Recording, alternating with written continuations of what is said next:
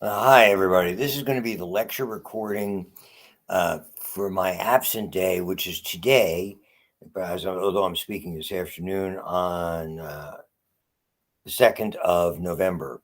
So this is I beg your pardon, the Thursday morning lecture. I'll try to get the lab presentation either later today or tomorrow, though I don't think either one of these is going to be excessively long. Did want to complete this, which is, as you will shortly see, if I can get it back to us,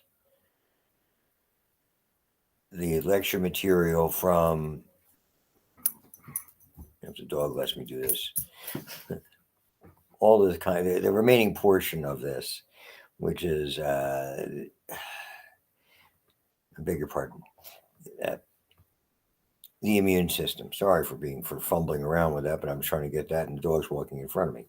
So we did all this part about immunodeficiencies and talked a little bit about HIV and how it works and some of the autoimmune things. But the next part of this is these hypersensitivities. The last part, more or less, but there's a lot of commentary that relates to the autoimmune diseases. I don't want to give short shift to autoimmune diseases. I think we're starting to learn more about them. Let me frame it this way. Uh, and I know many of you did not have microbiology as yet, and you're taking it next term. And unfortunately, I'm teaching two lecture sections of it. It appears for the spring. So if you're unfortunate, you'll be stuck with me again. Uh, but moving on, the we all, and you students particularly, have endured the whole COVID thing from high school and college, and it's been awful. There's no other way to frame it. When viruses, the way viruses damage you is by way of your immune system, with few exceptions. Yes, some of them do other things, but basically, it's not the damage the virus does. It's the virus triggering your immunological response that causes a great deal of damage. And there's no better example than COVID and probably influenza, the flu, seasonal flu, whether it's severe or not.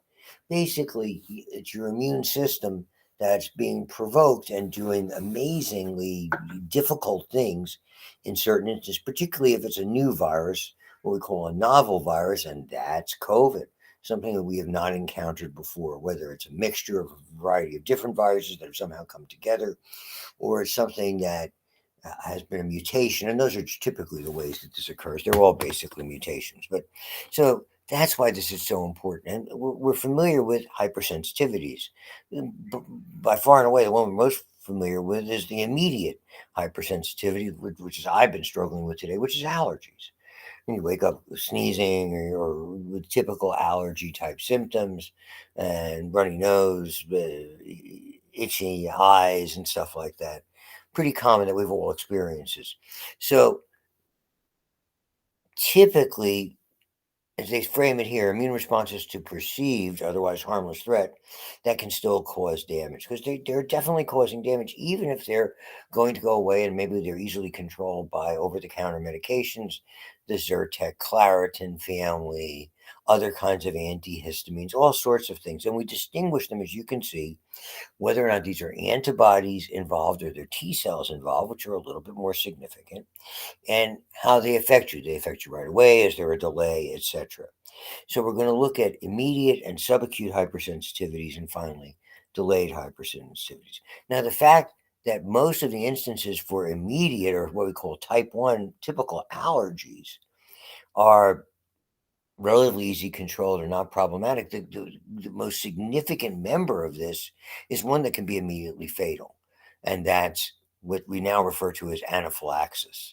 In the old days, anaphylaxis was actually used to define this condition, but and we defined anaphylactic shock when somebody has to carry an EpiPen for a bee sting or nut oils, and might have to use it because they could die if they don't get that treatment right away. And we'll go into that in a second. But now, because I was confusing between anaphylaxis and anaphylactic shock, now we use the terms either anaphylaxis or anaphylactic shock to use that fortunately very rare instance where somebody's exposed to something that can be immediately life threatening because effectively they can't breathe. But most of the time, it's the typical allergy, contact with an allergen. Okay. something that you've been sensitized to, like we saw before. And what's happened here is those antibodies, typically something called IgE, which we talked about, bonds to mast cells, frequently in the upper respiratory or sometimes the lower respiratory area. And that contact with the allergen causes effectively these tiny cells to explode and release granules with things like mostly histamine, which is why we use antihistamines to combat them. And they dilate blood vessels and they cause inflammatory changes, etc. So we have to have an initial contact, and then the IgE from the initial contact binds to mast cells or to basophils on their way to becoming mast cells. And the second encounter or any subsequent later encounters, basically it's histamine, and it induces the inflammatory response. So typically, we're seeing it again, dilating blood vessels. We looked at inflammation before. White blood cells are carried out from those cells by all those cytokines. It sort of floods the area with fluids in the upper respiratory. Your eyes itch, your nose runs, you sneeze, you cough, you feel congested, just what you have when you have a cold, more or less. So vasodilation and leakiness of vessels, that's the highlight film. Here are all the typical ones I described. Asthma, typically for ones that are inhaled rather than ingested. Like maybe if somebody has an allergy to certain types of food or a contact allergy from something on their skin. And basically, in the asthmatic type of ones, they're more inhaled and affect the respiratory. And the interesting thing with histamine dilates blood vessels, causes them to widen. Unfortunately, when it comes to bronchi, remember we talked a little bit about bronchioles in the respiratory portion, which is what we were going to be working on in lab today, but I'm not being able to, so I'll brief you on the lab a little bit, and we'll go from there. And we'll do everything for it next time we meet. Is what happens in the bronchi? It doesn't cause them to open up wider; it makes them spasm. It works opposite. And that's the problem. So we can have localized ones or systemic. When it's localized, it's typically easy to control as compared to systemic. So local reactions involve mast cells or of skin or respiratory, and it can also have, with food allergies, gastrointestinal aspects to it. My kitty cat is making noise, but he'll wait. The systemic response is the bad one. That's the anaphylactic shock. Now we just sort of, someone says anaphylaxis or anaphylactic shock. Now we use them interchangeably. Most of the time, they're injection based. Typically, they're associated. The bee sting is the classic example.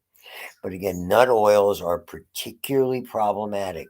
And because of this bronchospasm, and this is not like something you can do a tracheotomy. That's not the area where it's constricted. It's deep inside those tiny microscopic vessels. Don't let any air passageway, and people can die fairly easily. And also because the histamine release, we get the shock aspect, which is from blood vessels dilating. Blood basically seeps out. It doesn't get to vital structures because your blood pressure effectively collapses. And the treatment for both of these is epinephrine, and that's the magic of the EpiPen. So people, years before we had the EpiPen, and EpiPen is people are frightened of. There's nothing to be frightened of. The cost of them, which was addressed some years ago, which was astronomical and absolutely no need to be. I mean, I think that people were, I hate to use the term, but gouging. And it's a terrible thing because these are life-saving issues where the EpiPen is, so they should be readily available for people based on their ability to pay, I think, and we certainly can make them less expensively than what they were. And effectively, it's a subcutaneous injection. We call it skin popping. It's typically the size of the needle is a quarter to a half an inch. You just you the device, and I use a similar device to give myself injections for my immune system, which I would probably be doing this weekend. You basically just pinch up your skin a little bit and push, and just put pressure on the pen. It snaps, and boom, the needle comes out, quickly injects the stuff in a matter of seconds, and you'll immediately start to breathe better. And people who have these kinds of allergies, and most people know people with them or very severe asthma, have to have something like this with them. So the epinephrine counteracts the histamine. It causes your bronchi specifically to dilate, and it causes your blood vessels to constrict. So it effectively works oppositely. Then after that, Then you start talking about using things like antihistamines or steroids. Steroids will try to increase the amount of circulation. They'll increase blood pressure because of the chemicals they release. Antihistamines can combat it long term. Those are the kinds of things you use. I've given thousands of injections because I did 90% of the thousands of procedures I did under local anesthesia. On only two occasions did I ever have to use epinephrine, and neither one of them were a full blown allergic reaction. But because somebody said they were having trouble breathing, I wasn't going to take a chance. And it's interesting that the one lady, it really was manifested as a reaction to the anesthetic because her liver is what breaks down those anesthetics. Even if they're local, you're going to absorb some of them. And within that year, I think she died of like a hidden liver disease. It was very interesting. But I never lost a patient in that regard, having an allergic response in the office or in the hospital. Instead of just showing you, scrolling through these, and you can do it, how it kind of works, and you can see the areas. Blood vessels widen, mucus will come up, it'll constrict the tiny air passageways leading into those alveoli. The next level of these are called subacute hypersensitivities. And subacute has to do with, very specifically, this is when we see a transfusion reaction. Okay? It's very interesting. So, subacute IgM and IgG transferred via blood or blood products, relatively slower in onset and longer in duration. When I had multiple transfusions, as I told you, basically when they sent you home, the first thing you're supposed to look for, and I mentioned it before, was temperature. Because that would suggest that there was potentially, if you start to spike a temperature, it went up relatively suddenly within that 1 to 3 hours. After that, they indicated it was not a problem. I never had one.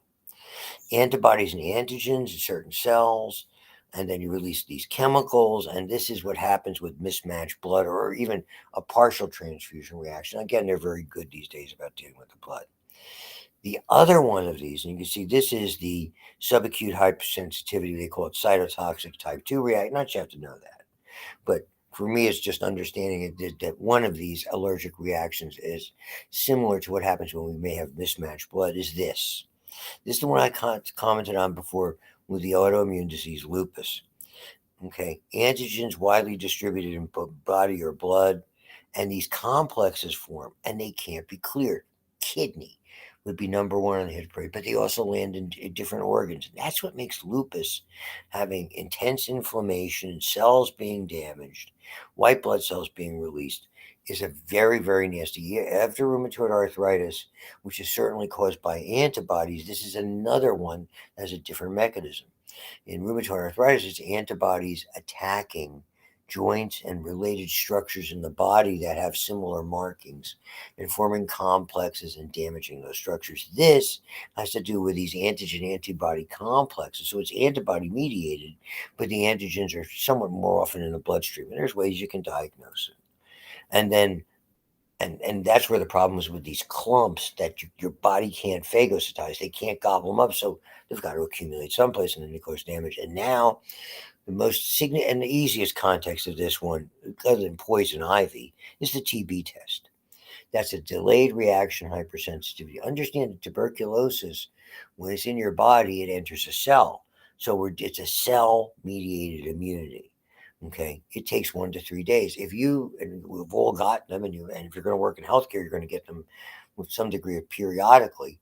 Is you get a TB test or a Tyne test or whatever they are, Man-2 test. There are different names for it, and they give you a tiny subdermal. It's a really teeny tiny. It's not even subcutaneous. It's a tiny, just under the skin injection with a material that's a protein that's similar to the reaction we have to tuberculosis. If you react right away, that's an allergic response, not the same.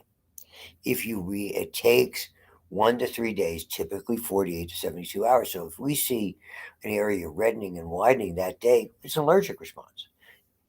It should start to show up a minimum of 24 hours after, because it involves helper T cells, macrophages, cytotoxic T cells. Contact dermatitis is like that.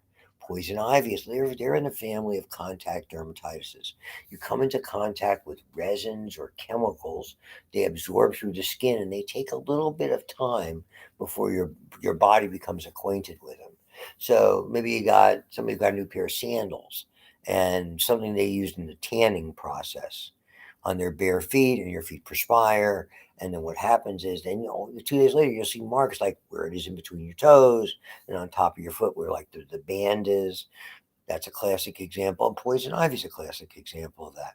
That's why if you're out in the woods and you think you've been, anytime you're out, whether you're hiking or having fun, or when your parents running after the kids and they're running around the woods, which kids love to do, anything along those things, go home and shower, because the sooner you get those resins off of you, the less likely this is to happen. So they ask someone as haptens, partial antigens, and that's where the TB test is. And that concludes that particular part of the program. So that's that was the last nugget from the immune system. Like I said, I'm going to save for lab when we do the respiratory part of it. So the next part that I am working with, that we're going to become acquainted with in both lecture and lab, we've moved along quite a bit. So the immune system and the blood vessels are the source of what should be our third exam. And if I probably sent you, and if I didn't, I will, a study guide for the next exam. And we're going to have to get that exam in before the end of the term. So that's a decision we'll be talking about on Tuesday in class. So the next one has to do with, and I think I have it loaded up here to tell you the truth. So let me look.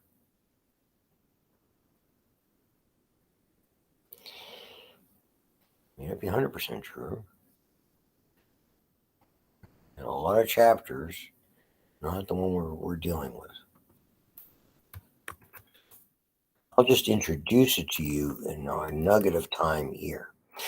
Better yet, because the cat's being very annoying, I will come back and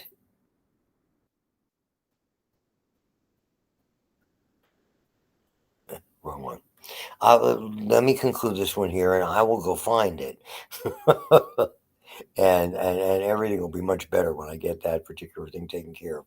So I'll come back to you, and we'll call this part one of the lecture from today, 11:2, and we'll do part two shortly. Thank you.